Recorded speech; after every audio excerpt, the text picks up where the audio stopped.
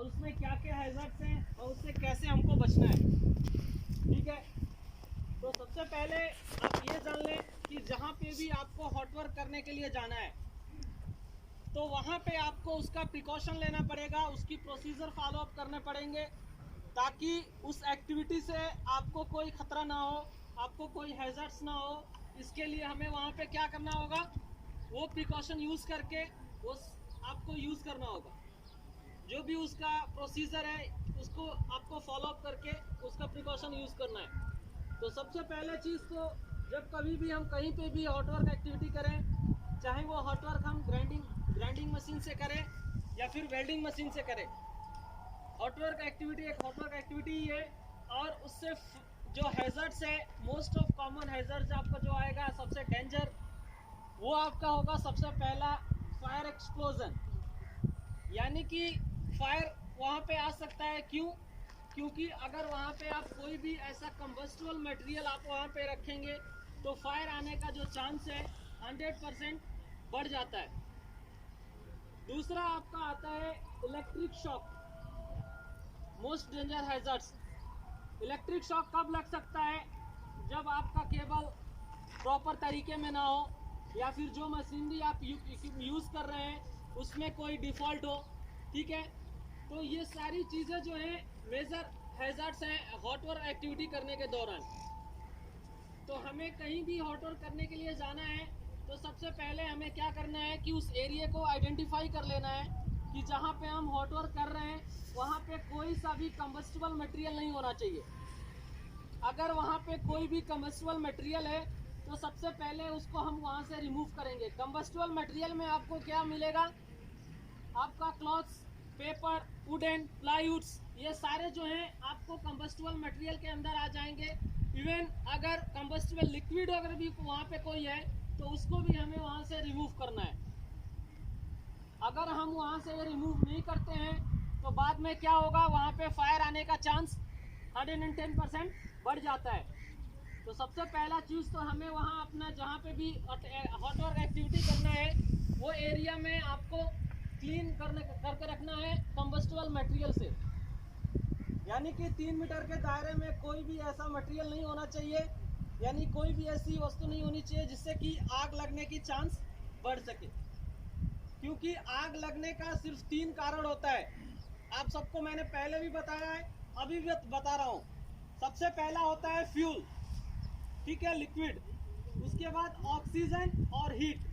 ये 3 चीज़ जब आपके एक जगह में कहीं भी इकट्ठा हो जाएंगे तो वहाँ पे लाजिम आपको फायर मिलेगा।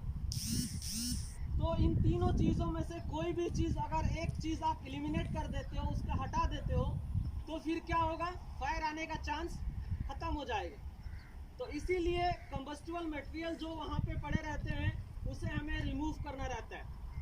उसके बाद जो भी एक्टिविटी हॉट वर्क एक्टिविटी हम करने के लिए जा रहे हैं उसमें क्या क्या पीपीज लगते हैं वो पीपीज भी आपको इंश्योर करना है। क्योंकि आपके बॉडी को कोई इंजर्ट्स ना हो।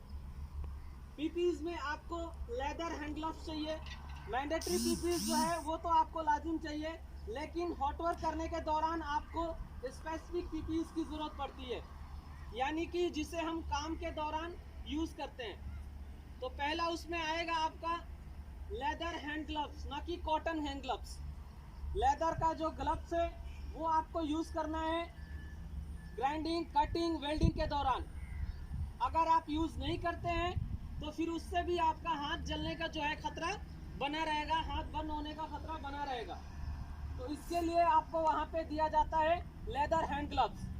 उसके बाद अगर आप वेल्डिंग कर रहे हो, ग्राइंडिंग कर रहे हो, तो वेल्डिंग ग्राइंडिंग फेस शील्ड आपको दिया जाता है ताकि आपका चेहरा जो है वो सेफ रह सके। क्योंकि उसमें से जो स्पार्क निकलते हैं वो आपके चेहरे को बर्न भी कर सकते हैं, जला भी सकते हैं। ठीक है, तो ये दो जो है आपका स्पेसिफिक पीपीज है वेल्डिंग या कटिंग या ग्राइंडिंग के दौरान। कभी भी आप ये एक्टिविटी करें तो ये दो चीज़ आपका पीपीज में होना चाहिए। अगर नहीं है तो आप पहले उसको अरेंज करें, बाद में उसको काम में लें। ठीक है, उसके बाद जो पहले आपका मैंडेटरी पीपीज है वो सबको पता है, वो चीज़ तो होना है। उसके बावजूद भी ये दो पीपीज आपको लेदर ग्लव्स और फेस शील्ड ये आपके पास लाजिम होना चाहिए।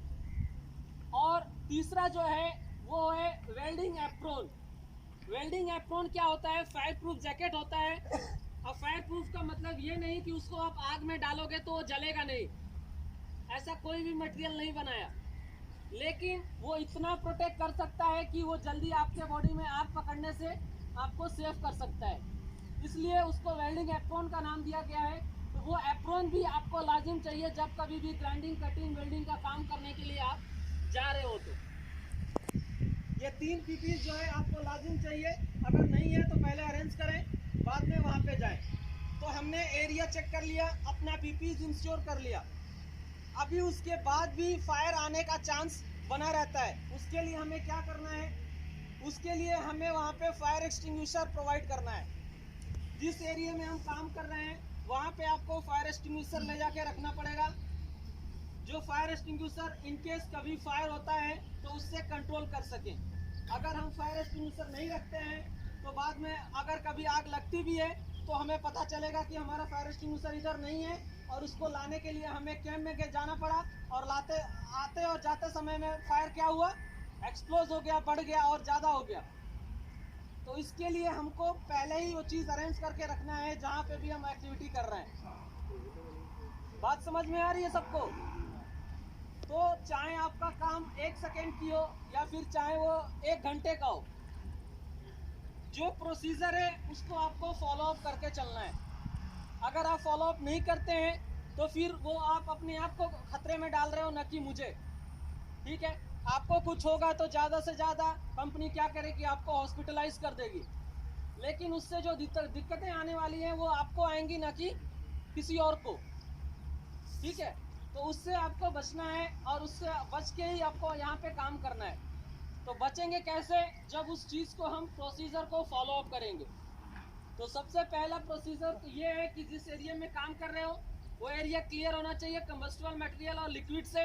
दूसरा, आपके पास पीपीज होना चाहिए जो भी आप काम करने के लिए जा रहे हो। तीसरा, वहाँ पे फायर एक्सटिंग्विशर लाजमी होनी चाहिए जहाँ पे भी आप एक्टिविटी करने के लिए जा रहे हो। अगर ये तीनों चीज़ नहीं है तो आप कोई भी काम हॉट वर्क का नहीं कर सकते हो। अगर करते हो तो फिर वो आपकी गलती है, और कुछ भी होता है तो फिर उसका खामियाजा आपको खुद को भुगतना है। बात समझ में आ रही है?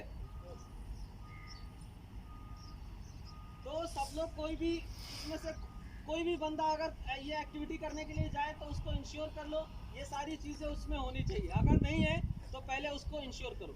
ठीक है, बात समझ में आया? पीछे आवाज आ रहा है मेरा? चले ठीक है, एक्सरसाइज कर ले अपनी।